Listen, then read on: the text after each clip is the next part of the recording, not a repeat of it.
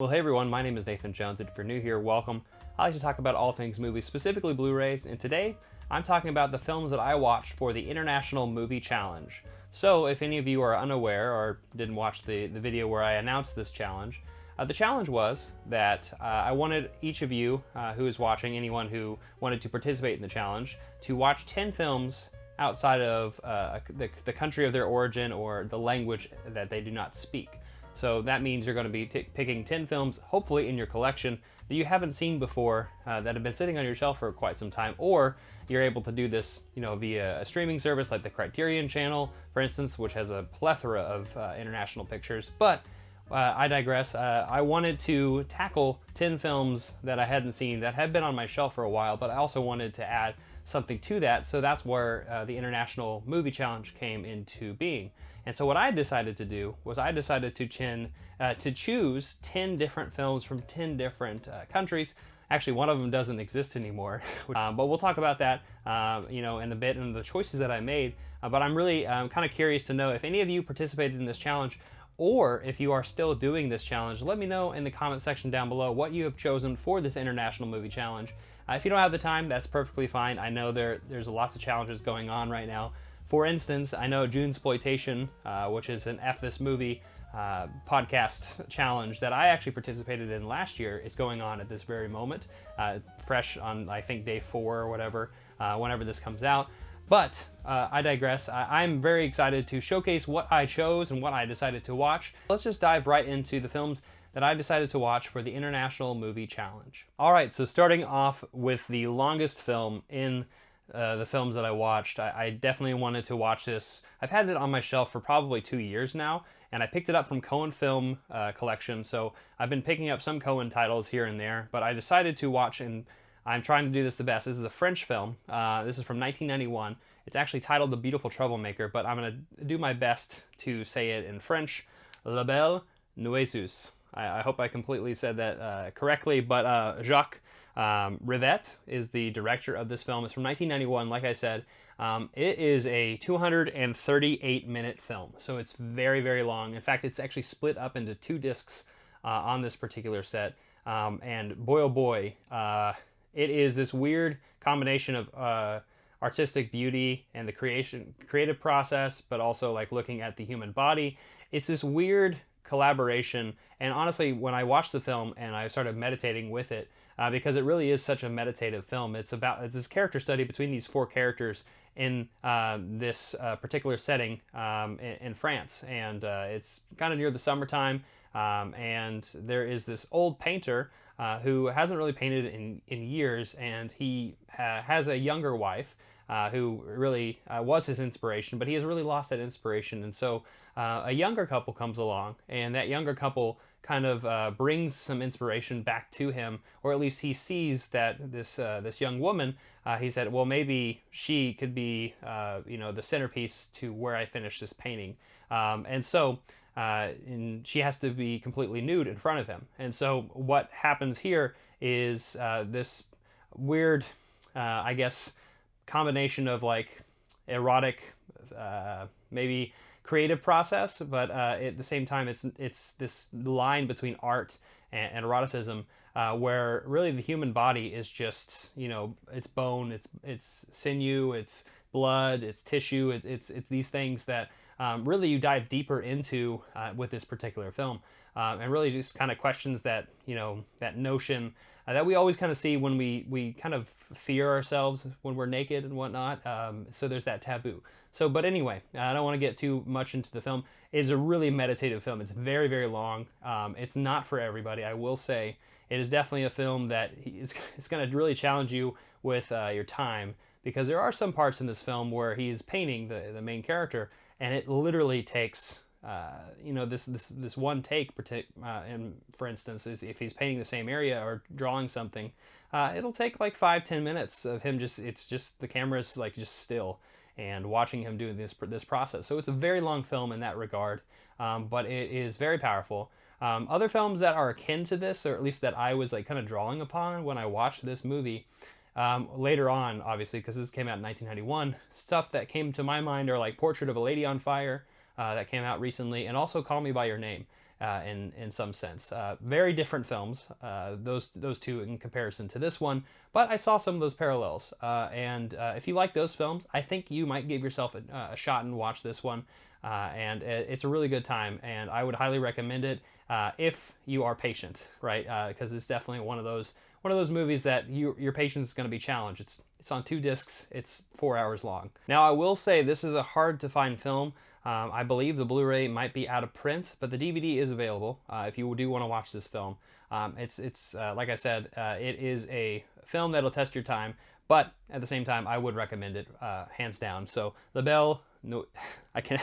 The Beautiful Troublemaker. Have you seen it? Let me know in the comment section down below. That's my first film from France. My second film is a 2008 film by Götz Spielmann. I hope I said his name right. It's an Austrian filmmaker, so it's all in German. And it's one that I did pick up years ago. I remember actually buying it out on a Blu-ray hunt of mine back in Kansas City when I was there maybe 3 or 4 years ago. And I finally had the opportunity to watch it. I'm talking about Ravage. I hope I said that correct.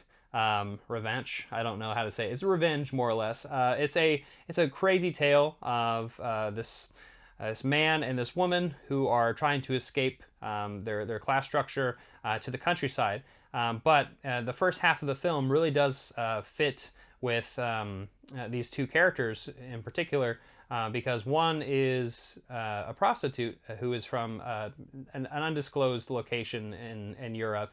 She came to this area where our plot is, and really is trying to find her way. But like I said, she's a prostitute, and then her lover, who works for I guess the pimp or the person who's in charge of this prostitution ring, and the brothel, I guess.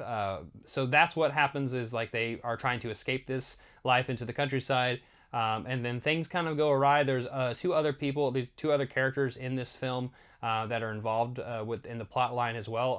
A man and a woman, a husband and wife, who one's a police officer, one's a stay-at-home mother, and does her work there, and they're trying to have a child. And so this is all thickened within the plot and really kind of comes together in a certain particular way. I was actually kind of really blown away by how this film ended, and it's definitely one that like sits with you for the longest time. And yeah, I won't say too much more because it is a thriller of sorts, and I don't want to get too much into the plot of this one because it really is something that you need to like kind of watch unfold. But it's a really, really great film from 2008, and it's on the Criterion Collection, so it is available. This is Spy Number 502, and if you want to get this film, I definitely would recommend it because it's a great, great thriller, and there's lots of twists and turns for your delight, and also dismay, because it is kind of it's a very emotional film if I've ever seen one. So, Revanche, have you seen it? Let me know in the comment section down below. All right, so we're going to move up to 2017, directed by Sebastian Lello. I hope I said your name correctly. But this is a film that came out not that long ago, and I actually remember it being in theaters, but I just didn't get a chance to watch it. Actually, I believe I bought this at Target when it was on sale or something like that. But I finally picked this up, and it is A Fantastic Woman. I had this, I think I got it last year maybe, or maybe the year before that. But it's a Chilean film, and so I really wanted to see this film. One, because I remember the commercials, because I have quite a few Sony Pictures classics. In fact, we're going to talk more about some more Sony Picture classic films in this video. But I've really loved the output that Sony Pictures has put out, and so this film definitely feels like it is a movie that is contemporary and very relevant to today's society. So it is about a transgender woman who transformed from a man to a woman, and her relationship with this older man, and their family. And I don't really want to talk too much about the plot itself, because it really is something to unfold in front of you. But something early on happens, and it's very tragic how it begins. And with that being said, it's really just going through the life of this woman, and really kind of just seeing like the trials and tribulations she has to deal with in the society that she lives in, and with all these people who do not want her around. And it's absolutely like heartbreaking, to be honest. But there's so many vibrant moments of this film. I mean, look at the cover itself. It is a very colorful film too. There's a lot of really great moments of this movie that really kind of just like give you like a little bit of a shock of electricity and energy, because there are some really hard moments to watch, like I said, but then you also get really involved with the film itself and like how the just the things that she does, the places where she goes, are just really stunning, and a lot of the performance is just really fantastic. So, have you seen A Fantastic Woman? I would highly recommend it. It's honestly, it's one of those films that I think will challenge you, and also at the same time, it will hopefully make you more empathetic as a human. And so, Fantastic Woman is something I would definitely recommend, and pick that one up from Chile. All right, quick fourth wall break. If you notice my voice is like I'm losing it a little bit, it's because the weather keeps changing out here, and I don't think Missouri weather knows what it is and doesn't know what it wants to be. So my body and my throat are really feeling the effects of the allergy season. But from 2015, we're going to transition here from A Fantastic Woman to a film from 2015. It's a Danish film directed by Tobias Lindholm, and it is called A War. And I believe somebody pointed this movie out to me. I can't remember who, but it is a really great film about leadership, and also not just about that, but like the horrors of war and what war can really do to somebody, and the psychological damage that could happen because of it. And like if you're put in really intense situations, what's going to happen, right? And so it really is one of those films that, like, well, is there a right and wrong answer to certain things, and do we know everything?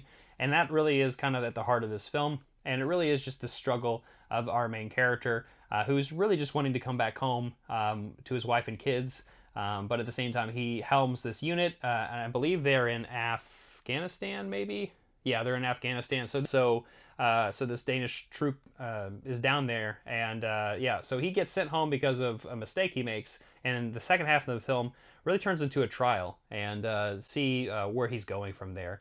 But it is a really great film. If you like war films, if you like films that involve around, like I said, trials earlier, courtroom dramas, those are stuff that I really love. And so A War really can, get to the heart of, like I said, that right or wrong notion that, like, well, what would you do in the situation?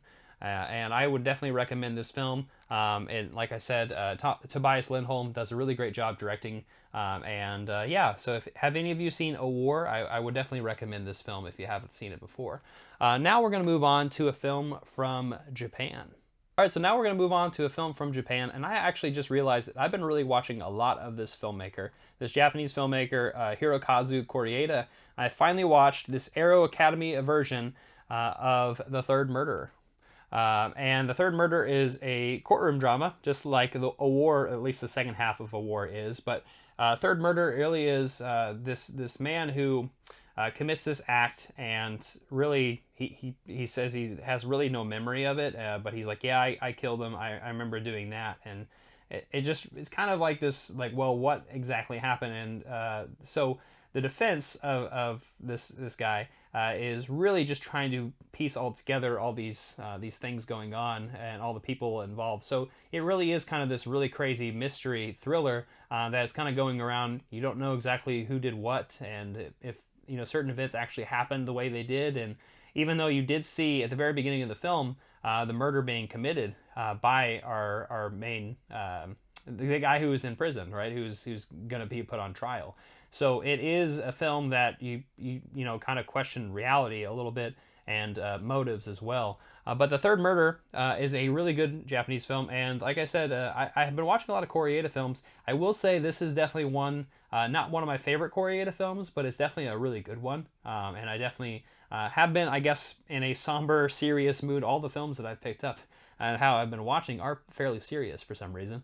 But yes, The Third Murder. Have anyone seen this film? This is a Region B right here. So if you are not in if you are in the States, you have to have Region Free player for this particular edition. But yes, it is available if you want to get it. The Third Murder. I got it on sale years, like I guess a year ago during one of the Arrow sales. But I really liked this film, and I definitely would recommend this movie, especially if you like courtroom dramas and also those mysteries. So let's actually move on to a film from the Soviet Union. All right, so this is the country I was telling you about that doesn't exist anymore, but I'm talking about Soviet Union films. In fact, I'm actually talking about two films in particular. One's a short film, but I'm talking once again, from Dziga Vertov. So I'm actually talking about Kino Eye from 1924 and Kino Pravda, number 21 from 1925. So these are two extra films in this particular set. So this is The Man with a Movie Camera set from Eureka, Masters of Cinema. Another Region B release. So if you don't have a Region Free player, you can't watch this particular release. But this is a really, really great, fascinating take and look into Soviet Union propaganda film and filmmaking. And Dziga Vertov is super experimental, and a lot of the people like Dziga Vertov and Sergei Einstein, all these people were really, really influential and kind of what art house filmmaking would look like later on. But like I said, this is like, from the 20s, so we're seeing silent movies right here, and for this, it's propaganda films. And these propaganda films are very, very interesting. Now it's a little terrifying to see. It's a lot of Leninism is going on in this particular instance, and there's actually two other films that I still haven't seen in here: Enthusiasm, Symphony of the Donbass from 1931, and Three Songs About Lenin from 1934 that I still need to see from this set. But of all the films that I've seen in this particular box set, A Man with a Movie Camera is certainly like obviously why it's the main focus of this set. But Kino Eye and Kino Eye Pravda, which one's an hour long, one's about 30 minutes long, both are really interesting takes on like how this message of peace, land, and bread really would sow into the heart of the Russian people and in the Soviet Union, and where Leninism would kind of take hold. And it's definitely interesting from a historical standpoint.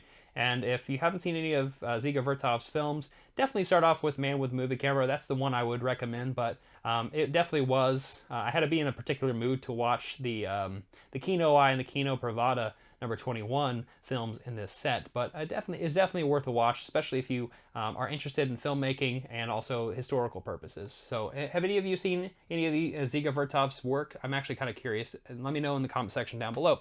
Now let's actually move on to a film from Hong Kong. All right, so we're actually going to probably move on to the most fun film of the international films that I picked. And this film is from John Woo, and I was super excited to watch this one. I've been waiting. I don't know why it took me so long to watch this. From 1989, and it is starring Chow Yun-fat, and I'm talking about The Killer. And I still haven't seen Hard Boiled, but The Killer is fantastic. It's such an insane shoot 'em up movie. Oh my God, there's so much blood.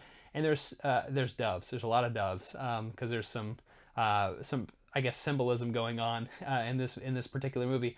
It is of this assassin who is betrayed by his I guess the triad that he worked for, but also the police are after him, and he has to more or less survive and try to figure out what happened. There was a botched assassination that happened where our main character, he actually feels sorry. He blinded this girl, and so he befriends her and starts to fall in love with her. And once that happens, things kind of get a little bit murky here. But there is a detective who is after him. Him and his partner are after him, and actually it's kind of comical in the way that they have standoffs, because they always are just pointing guns at each other, and then they just slowly walk away and get out. And if you've seen the film, you know what I'm talking about. But The Killer was a really fantastic and fun time. I feel like I've said fantastic way too much. My vernacular is apparently, not very expansive. But regardless, The Killer is a really fun time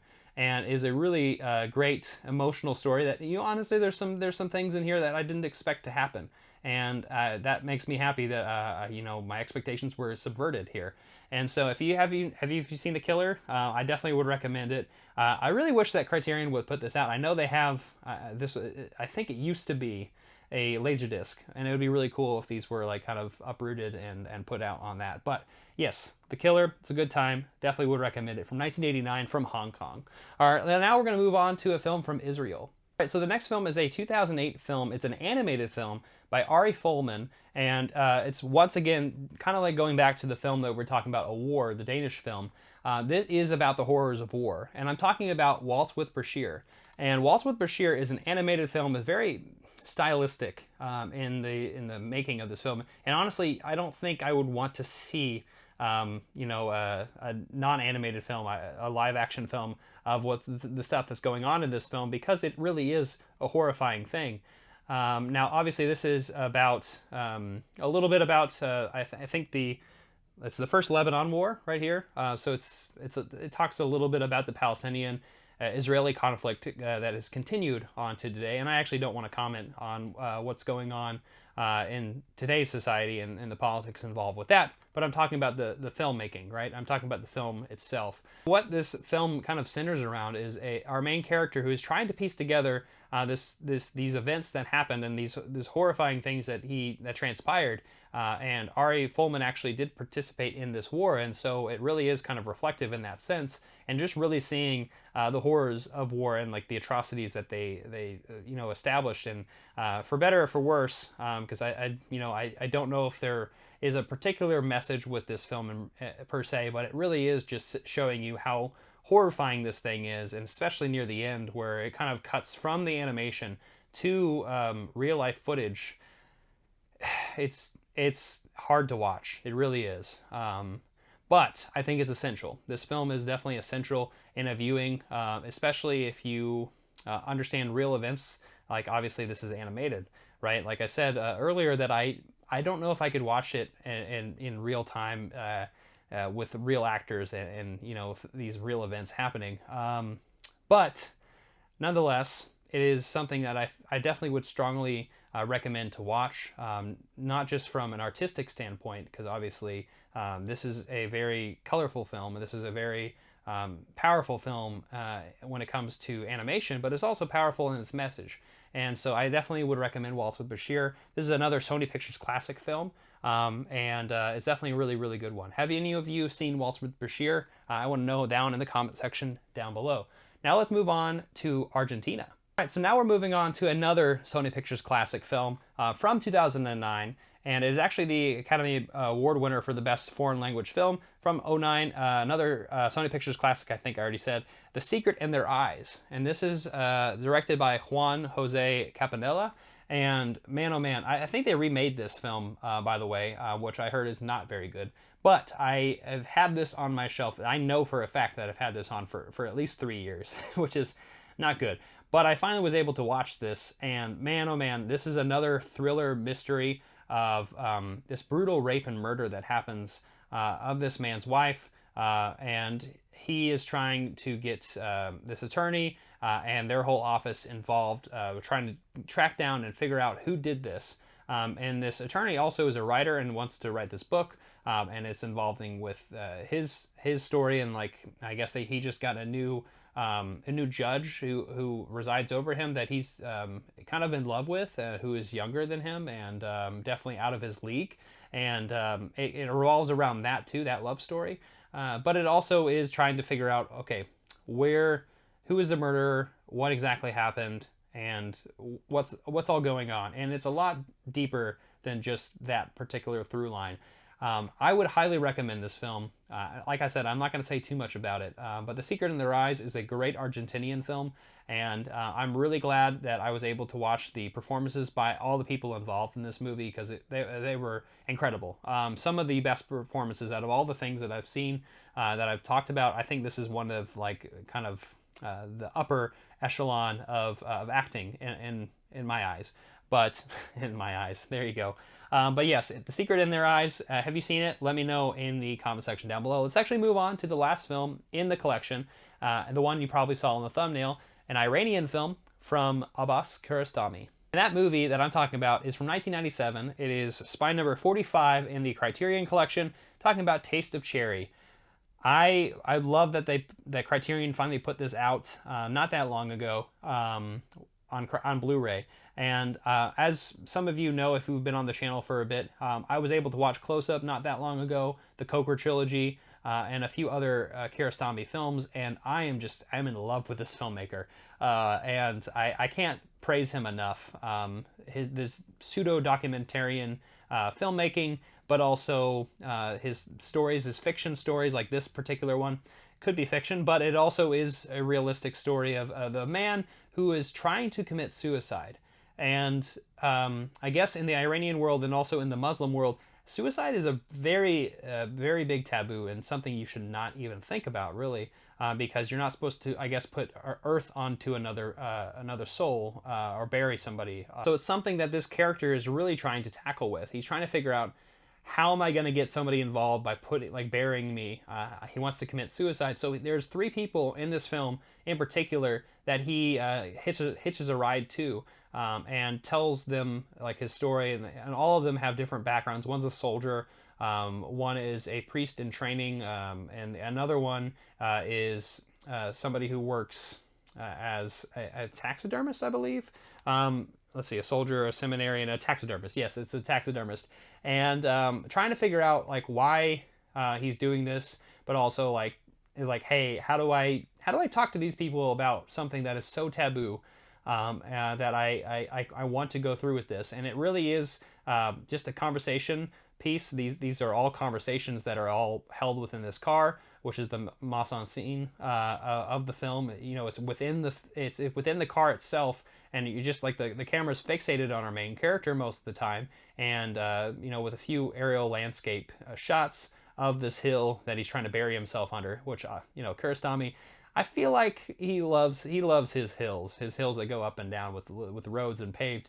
But yes, Taste of Cherry. I could go on about this film, but it was just a film that like you sit there, you let the dialogue unfold, you let a lot of the themes kind of unfold on you. There's a lot of like fact or fiction going on. There, you know, like, well, is he going to go through with this? Is our main character going to go through with this based on the conversations that he's having with these people? And it's an incredible film. I would recommend it, and I would recommend all of Kiarostami's work, to be honest, that I've seen. Yes, and I really hope that they re-release. I know there's a Cohen Film collection piece that is out of print, and I am blanking on the name. It has Wind in its title. Let me know in the comment section down below which one I'm thinking of. It's one that I haven't seen, but I really want to see. I think it's from 1999. But yes, Taste of Cherry, that's the last film that I watched for the International Movie Challenge. What about you? Let me know in the comment section down below. What have you decided to watch for this challenge? What do you think of my choices? Do you think they were some good choices? Any of the films that I should explore more of, that filmmaker's filmography, or more of the country's filmography? That would be really great too. So thank you so much for watching this video. I hope all of you enjoyed this. Give me a like, comment down below, share, hit the notification bell, and I'll see you next time. I'm not jonesing around.